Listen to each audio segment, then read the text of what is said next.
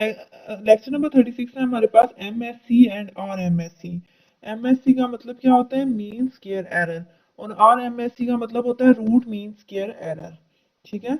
Late f of x and f prime of x be continuous piecewise function. f of x और f prime of x हमारे पास continuous piecewise a b पे। तो phi m of x m equal 1 to infinity orthogonal set होगा in a b पे। Suppose that the sum s m of x equal summation n equal 1 to infinity a alpha n phi n of x B an approximation of f of x. ये जो पूरी है हमारे पास S M of x की value आई है, पूरी ये एक सुमिशन फॉर्म आई है, ये हमारे पास अप्रोक्सीमेशन है एफ ऑफ एक्स का, जहाँ पे अल्फा एन हमारे पास अननोन एक कांस्टेंट है। तो इसे हम क्या कहेंगे, तो मीन स्क्वायर एरर हमारे पास अप्रोक्सीमेशन का आएगा ए से बी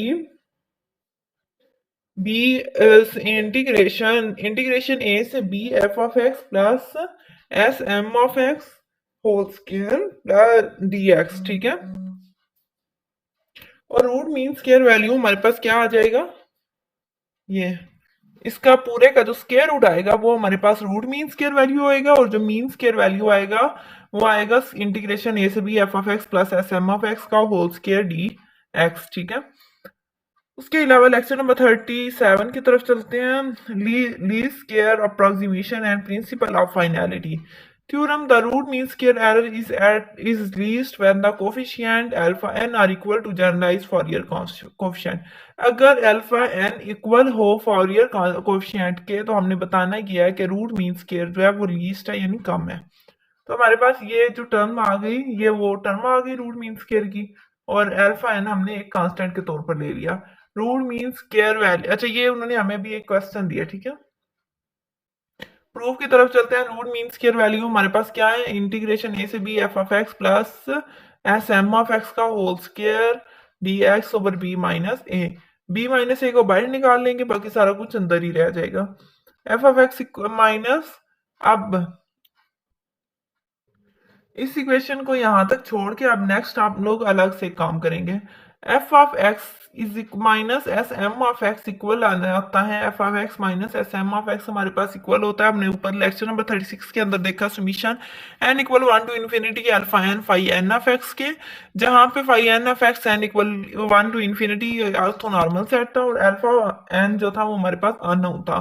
तो ये दोनों बात साइड्स पे स्केयर लें, तो ये तो एज इट इज बस स्केयर में हम लोग लिख देंगे, और ये जो क्या होगा a square minus 2 a b plus b square, पूरे का वैल्यू आंसर बी स्केयर। ठीक है। उसके बाद क्या होगा, इसको इक्वेशन 1 का नाम दे दिया हमने, और उसके बाद नेक्स्ट हम लोग जस्ट इस पार्ट को पहले सॉल्व करेंगे, तो वो ये 2 दफा आ जाएगा जब स्केयर होगा। तो जब ये 2 दफा आएगा तो एक दफा हम इसे एन की फॉर्म में लिख लेंगे, एक दफा हम इसे एम की टर्म में लिख लेंगे। ठीक है। तो ये सारा हमारे पास इक्वल आ गया स्केयर इस चीज के। ठीक है। अब हम लोग इसको पुट कर देते हैं इक्वेशन नंबर 1 के अंदर। तो ये इक्वेशन नंबर 1 हमारे पास ये बन गई। ठीक है। इंटीग्रेट करें बहुत साइड्स पे, ए से बी तक सबके टर्म्स के साथ ए से बी इंटीग्रेट कर दें।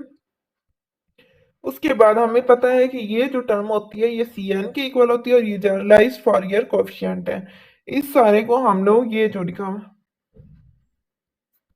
इस सारे को हम लोग क्या करेंगे, इसको सी एन के नाम दे देंगे। ठीक है। तो हमारे पास कुछ ये इस टर्म, ये वाली टर्म बन जाएगी। ठीक है।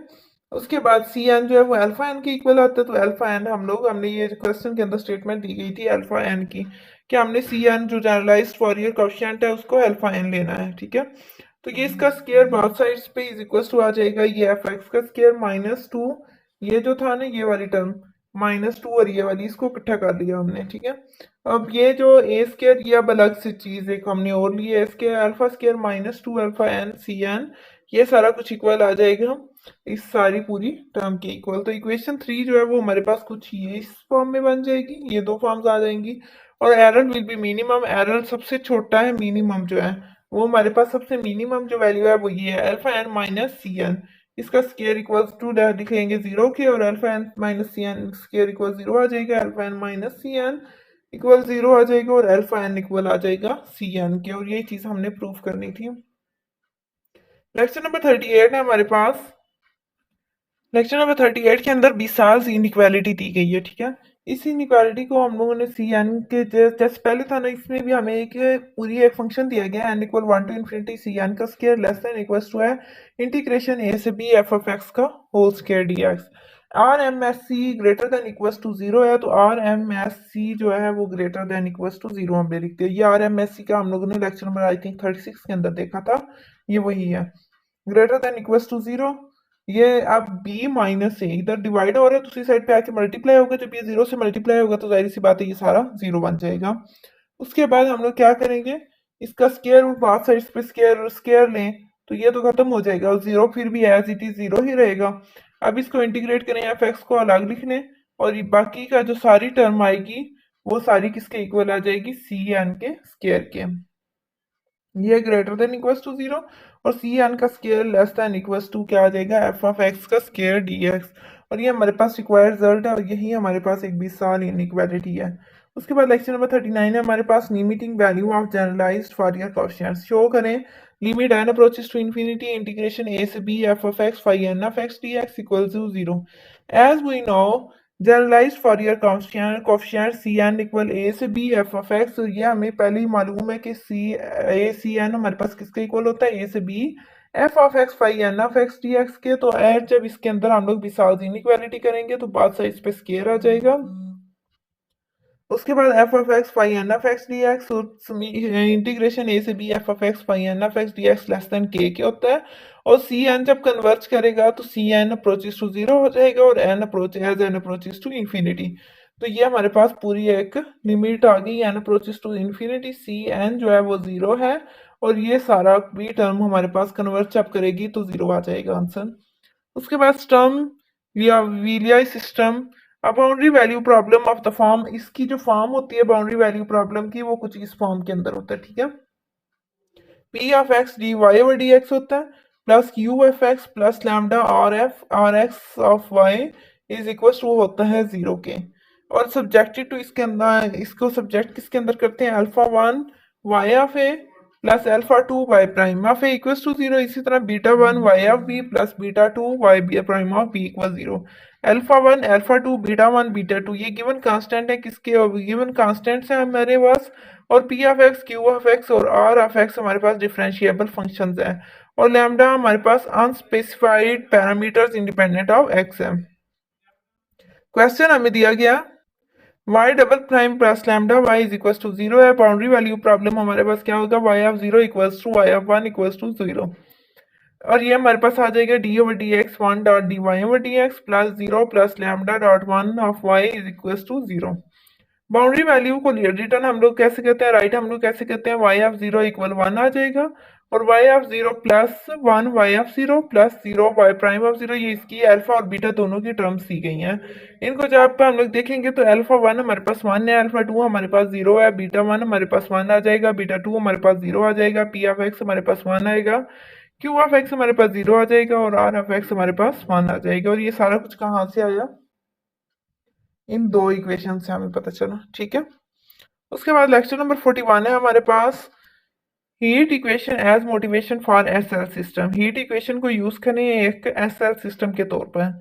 ये सेम वही काम जो ऊपर हमने सेपरेबल वेरिएबल्स का किया था ना, वही काम है। एंड पे आके इस पे ऑर्थोगोनल फॉर्म और सुपरपोजिशन प्रिंसिपल लगा लें तो आपका सॉल्व हो जाएगा। सेम लेक्चर नंबर 42 भी वही है जो अभी हमने ऊपर इक्वेशन की, बस इसमें थोड़ी बहुत चेंजिंग है तो ये आप लोग देख लीजिएगा। उसके बाद लेक्चर नंबर 43 है orthogonality of eigen functions. Eigen functions की ऑर्थोगोनैलिटी हम लोग कैसे फाइंड करते हैं, वाई एम इक्वल आ जाएगा b m sine m pi x, zero less than equals to x and less than equals to one आ जाएगा। जीरो से वन तक b m sine m pi x B n sine n pi x d x.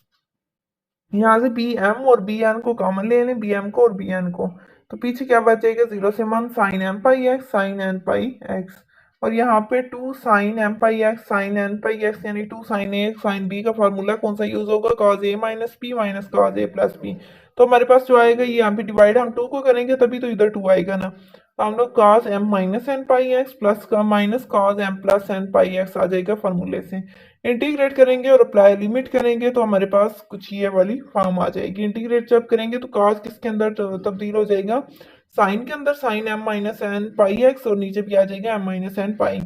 इसी तरह same और ये हमारे पास एक ऑर्थोगोनल सेट बन जाएगा। ठीक है, होप सो यहाँ तक समझ आ गई होगी। उसके अलावा अगर कोई क्वेश्चन हो तो कमेंट बॉक्स में पूछ सकते हैं। Thank you so much.